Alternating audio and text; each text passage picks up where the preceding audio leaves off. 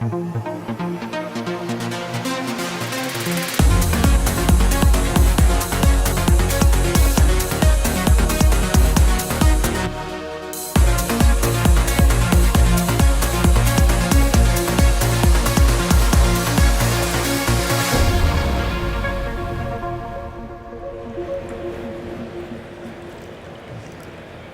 right, good morning, everyone. Thanks for being here. I'm Martin Mignot. I'm one of the partners at Index Ventures. Index is an early-stage tech investment firm investing across Israel, Europe, and the US as one team globally, based between London, New York, where I am based, and San Francisco. And we've been investing in early-stage tech for the past 3 decades, and we've been fortunate enough to work closely with Nik from Revolut for almost a decade as well. So Nik, I'm really super excited to be here with you today. There's tons to talk about. A lot of news at Revolut. I still remember the first time I met you, which was in 2015. You were pitching at Sitcamp, and at the time, it was in Shoreditch, I still remember, in London. And at the time, I was banking with HSBC. And things were so bad that every time I had to make a transfer, I was booking a slot of 20 minutes in my calendar. And that was really terrible. So I downloaded the app, tried it, and realized I could do it in 20 seconds instead of 20 minutes, and for free. And that's where I realized this is really something special, and we need to be investing in this company. Since then, 8 or 9 years later, the company has grown. This simple app that was doing mostly FX has grown a lot across all dimensions, new products, new geos, and financially. So yesterday you announced your 50 million customer mark. Congrats on that amazing achievement. Last year you announced more than $2 billion in revenue, more than £500 million, and more than two. More than $500 million in net income. You are the fastest growing, the most downloaded financial app in Europe across 20 countries. And very recently, you also concluded a secondary at a $45 billion valuation, which makes you the most valuable private tech company in Europe. So congrats on all of that. When you're hearing all those milestones, do you take time to celebrate them, or are you already focused on the next one? And what is the next one? Well, I mean, obviously, if you achieve something great, you need to celebrate. But for me, it's like 5 minutes happiness, and then I move on to new big thing. And you have a big party actually coming for your 50 million. Yeah, we have 50 million party in London, yes. And so, if you look at Revolut today, 45 billion, you've reached this incredible scale and success. Does it look like what you had in mind when you got started with the business? Is it pretty much where you thought you would be there, or is it very different? No, to be honest, when I started, I didn't really think ahead what will be in 5-10 years. I was just trying to survive as a business. Well, that's it. And it's pretty simple. Back then, when we started, we just had a 3 months view what we need to build in 3 months. And then we build it and then we move on for the next 3 months. So we never had long-term horizon, long-term planning. So we were just trying to survive, try to build features, products that people want. And it was actually very, very short-term driven rather than long-term.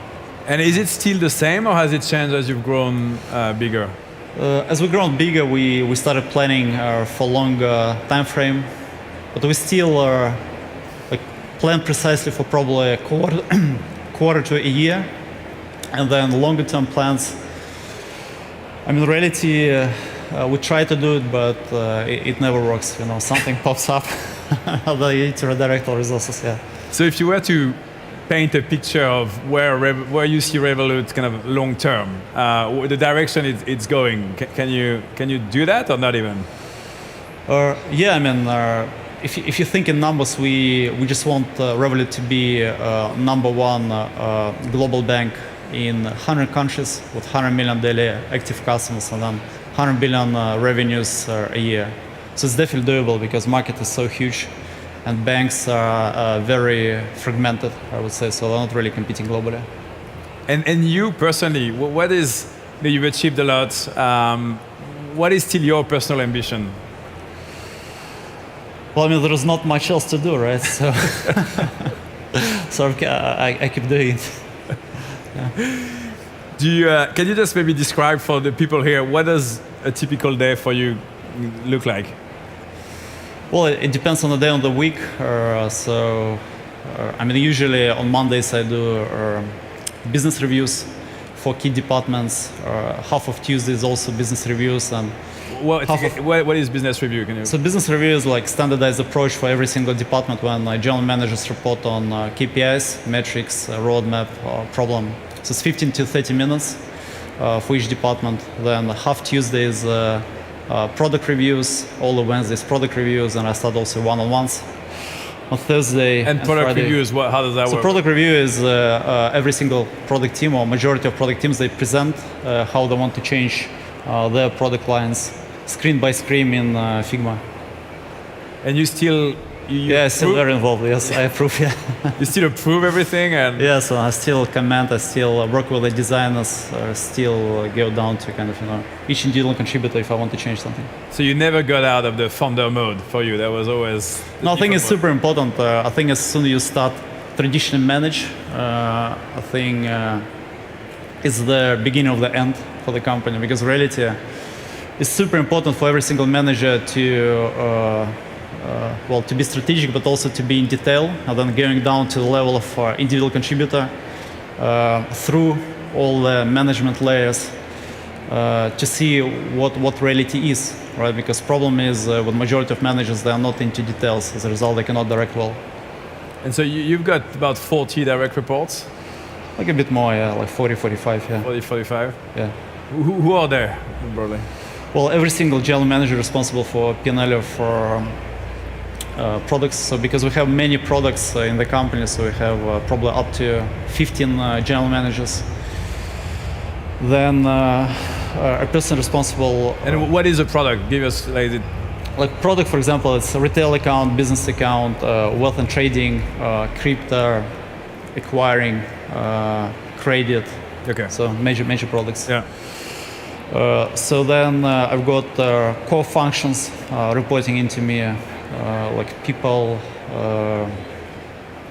technology, core, my kind of own team, we call it core, and so on. So overall, if you look, it's 40, 45 people. Oh, plus new territory CEOs also report directly to me, because I think it's very good when you hire a CEO for the territory to report directly to founder, because they learn much faster. What's your core team? We say I have my own core team. What is that? It started with founder associates. I think I'm the first one in the market who invented the concept of founder associates, because I was... It's kind of chief of staff, no? Or what's the difference? Well, basically, when the company scaled of more than 100 people, and then I hired all these experienced executives, I realized it doesn't work. All these experienced executives failed miserably, so I need to fix things. So I ended up hiring my own team of 8 people, like just smart, bright, young people, ex-McKinsey, ex-Bain, or ex-investment banking, have hunger and desire to build things. But then I just dropped 1 or 2 people for each of the on each of the problems I face, or on each of the departments that need turnaround. But that's how I kind of invented the concept of founder associates. Now it's probably a 30, 40 people team. Some of them report to me, some of them report to chief of staff. But the job they do is still the same, is turnaround. That makes sense.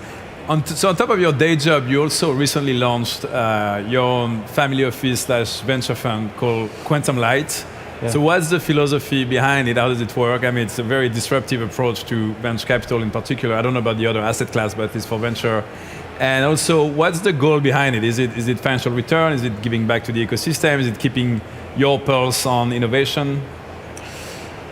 So basically, yes, I have family office, and then I have a standalone business called Quantum Light. So Quantum Light is a venture fund which invests in startups. But it invests based on their models rather than human judgment. So the way it works, about 3 years ago, I built a very small team which collected a lot of data on startups, and then they trained a machine learning model on data since 1990s. And then the data can be who is the founder, right? Who invested in the company, is the founder, like, STEM, non-STEM, age, and so on. So we collected about 300 features across every single startup. We trained the model on the data since 1990s, and then effectively the model predicts which startups to invest. So it's completely outbound investment. You do not really need to kind of dive deep in the company. It just gives you a list of companies to invest. Yeah, it works well. So I launched it 2 years ago. We've done, I think, more than 12 investments now. Team is 20-25 people. Majority are data scientists, data engineers. So it's standalone business. I'm not involved daily. So there is Ilya, who is CEO of this business, but I help how I can. And there's, I think it's a really super interesting, disruptive approach, especially for kind of a Series B when you have enough data to kind of identify interesting companies. But the other thing that's really cool that you do with Quantum Line is you've started publishing these playbooks, which is basically kind of open sourcing what you learn from Revolut and how you build the company. And I've been, I wrote a LinkedIn post about it if you folks want to check it out. Your first playbook was about performance and how you manage performance at Revolut. I recommend everyone and all the entrepreneurs I work with to read it because I think it's really interesting and really good. But do you want to talk to us a little bit about what's in this playbook and how you manage performance and how much you obsess about it and how you measure it and implement it as a process? Because I think it's such a key part of the success of Revolut. Yeah, so basically when I started Revolut 10 years ago, I didn't believe in management at all. And then I remember a lot of VCs that told me I need to hire experienced managers, and I was always asking him, but what exactly they will do? Just manage people? No, I need people build products, right, or sell the product. Anyway, so with time I learned that actually management is important, and but I learned it from first principles, and basically I quantify everything, what a person does, a team does, a department does, a company does. So the way it works, it starts with a company goal. So we always define 5-6 company goals for the year. And then we cascade these goals to the department and on the team level and individual level. And then we build the whole software around it. It's called Revolut People. And we're actually selling it now to other companies, so revolutpeople.com. And then effectively Revolut People playbooks everything what we do in terms of goal setting, hiring, scorecards for hiring people, scorecards for performance management, performance review, how to do performance review. We do performance review every quarter, super important. So we calculate effectively how many strong people we have, how many average people we have, how many people we have below average. So we have system filtering out people who are not performing on a quarterly basis. So it's a proper machine which with the only goal to produce the best quality people that we have in Revolut. And it's all kind of quantifiable, it's all very process driven, it's all very productized as well. And in Quantum Light, we effectively wrote all the playbooks that we, with time, developed in Revolut, how to manage people, how to hire people, how to do expansion, how to do compliance, how to do risk management, and so on. Because with time, because I approach everything from first principles, since I kind of hired experienced executive, it didn't work for me. So I stopped believing in the traditional approach of hiring experienced people. So I developed everything from scratch, just based on my experience. And of course, things didn't work as expected. So I iterated until I kind of found the best way to do X, Y, Z. And we kind of documented everything in playbooks. And you think those playbooks could apply to any company and any type of founder? Or do you think you have to be a special type of founder and company for that to really work? Yeah, I think it can apply to almost any scale up, right? Because in reality, if a company is small, 10, 20, 30, up to 50, maybe 100 people, you do not really need to have processes because you know everyone, right? You know who is good, who is not. As soon as you're more than 100 people, then yes, you need to have processes in place. So I think for companies more than 50 to 100 people, it is applicable to every single company. Because in reality, as a manager or as a founder, you need to know exactly what every single person is doing in the company at this particular point of time. So it's super important. Otherwise, people start working on the wrong things. Otherwise, people start being lazy. They focus on things that are not important to the company. So it's super important to quantify everything and ensuring that people, A, all run in the right direction, and B, they all run very hard. Yeah, you mentioned the word first principle quite a few times, and it's a word that's being overused these days. But I think in your case, it really does apply, and I think that's something I really always hugely admired in you is that you never took. And I was one of the old VCs that was telling you to hire experienced people. So I was on the wrong end of that. I'm happy to admit it. But you really always took that first principle approach and did things your own way in a very, and you got to a very successful and also very unique outcome, something that really fits yourself and Revolut. But you also had some inspirations. I think you mentioned Ray Dalio's kind of principle early on in your journey. Is that still an inspiration of you? Have you added some more? And also more broadly, who do you go to when you are thinking through a problem? You just do it on your own in a dark room, or do you still ask for some feedback from some specific people who may have gone through the same journey? Yeah, I remember principles. So I read it maybe more than 10 years ago when it was just PDF of 50 pages. I really loved it because it was not, it was very direct. It wasn't PR polished. And then I think 5 years later, he published a book, which is now like 400 pages. It's very PR polished. So I don't recommend reading it. It's so much worse compared to initial principles that I had in PDF.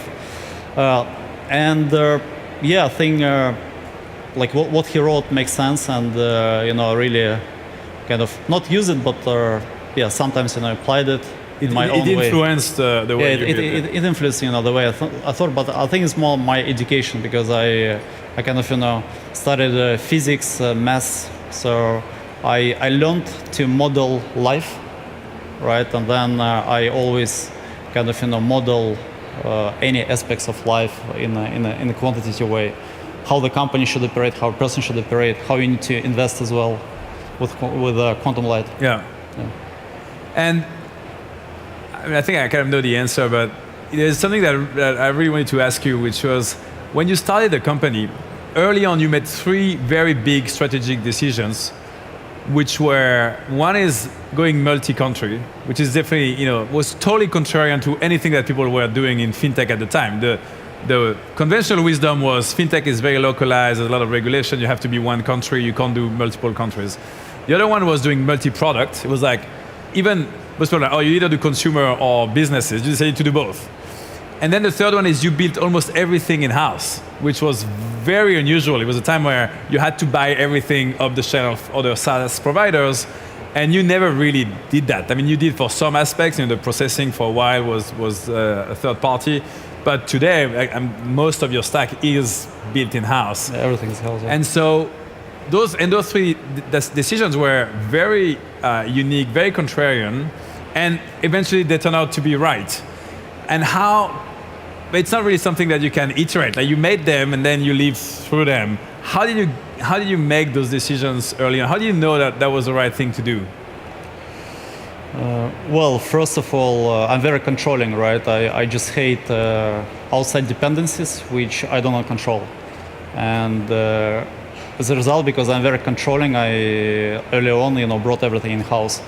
Because in business, if you are dependent on some critical vendor, it can kill you, right? And you need to go and then beg a vendor to, solve some bugs, or it's not worth it, right? So that's the decision to bring everything in-house, and then going multi-country, multi-product.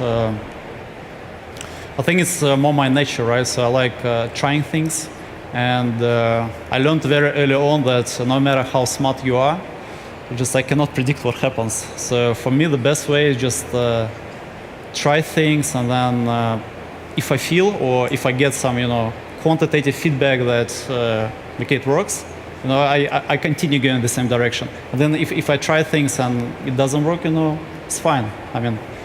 No kind of strings attached. Right? And today, this question of global versus local, there's the argument of it should be a local business because it's locally regulated. is a valid argument. It is, yeah. But there are also arguments on the other side. And so where do you stand in that band? And what are the advantages that you have by being, so broad? Yeah, I think you can achieve your goals in being local and then being global as well. It's just being global is much more difficult, right? And then I decided for myself that I want to be global because it's first, it's more meaningful goal, more profitable and larger business. Yes, it's much more difficult to build, but why not? Yeah. And so we've talked about all the things that you've done right, a lot of big strategic decisions that you got right. The most important one, I would say. Are there any other big strategic decisions you got wrong? Well, many, to be honest with you. Like, for example, for a long time, I wanted to be as less regulated as possible. That was completely wrong decision. I think it would be much easier for us to receive all the banking licenses that we needed when we were small, with a small number of customers.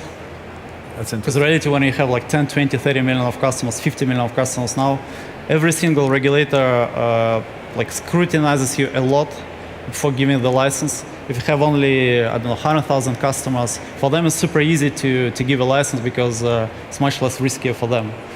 So that was, wrong decision. Another wrong decision was the way we've done our expansion as well. So following this principle of launching things super fast, it actually doesn't work for expansion. Because when you launch things super fast, we go for lighter license, like e-money or money transfer. Then your product becomes much less comprehensive compared to banking product, and as a result, there is not that much product market fit. So we had to redo the whole expansion later, right? So we wasted a lot of resources and time doing expansion in the wrong way. So now the way we do expansion, we always not rush it. So we apply first for banking license, we get banking license, we're launching all the products simultaneously that we have instead of going MVP way, launching some products. So that's another big strategic decision that is wrong.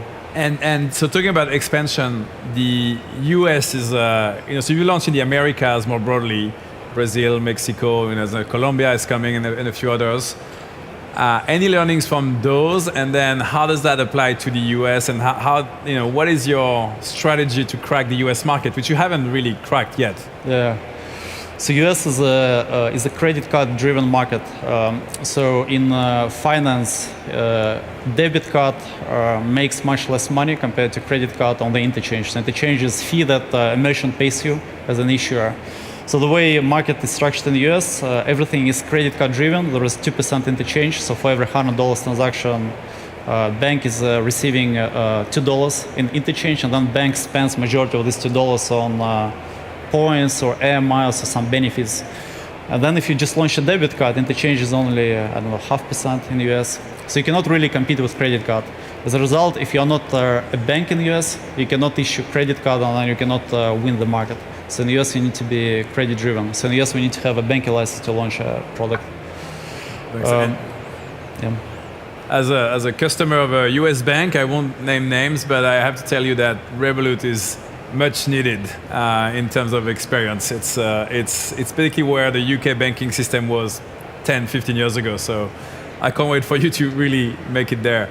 Talking about compliance and risk and compliance, the other week I had some of your team come to present and to demo what you've built, in-house. So we talked about building everything in-house, and you really built this incredible engine that basically ingests all rules and regulation and can turn it into key risk indicators that you can track in real time. Then you can go back to the source of the risk indicator. And so first of all, it's a really impressive tool that you built. And also what was interesting is that it was the team that built it and that is in charge of compliance, but they were also thinking about selling it to third parties. So similar to Revolut people, the hiring people performance management tool that you are selling, you're also now working on selling your core compliance and risk engine. So I'm curious about, so it's a bit of a kind of AWS strategy of you build your core product and then you sell them. Is that a core part of the future strategy? Do you think that's going to be a big revenue driver for the company? And is there anything that you can't sell to third party that is too proprietary? I mean, as I said before, I'm just trying things, and hopefully some of them will work. I mean, that's a very simple strategy. So we build something, and then we want to try to sell it to third parties, and if third parties love it, we continue doing it. So I don't know whether it will work or not in the future, but now we just want to try to sell it. Awesome. Well, I think we're at time. That was fast. Yeah, that was very quick. Yeah. I don't know if there is a transition. Yeah, I think we're good. All right. Cool. Well, Awesome. thanks, Nik. Thank you. It's good to see you. Thank you. Thanks, everyone.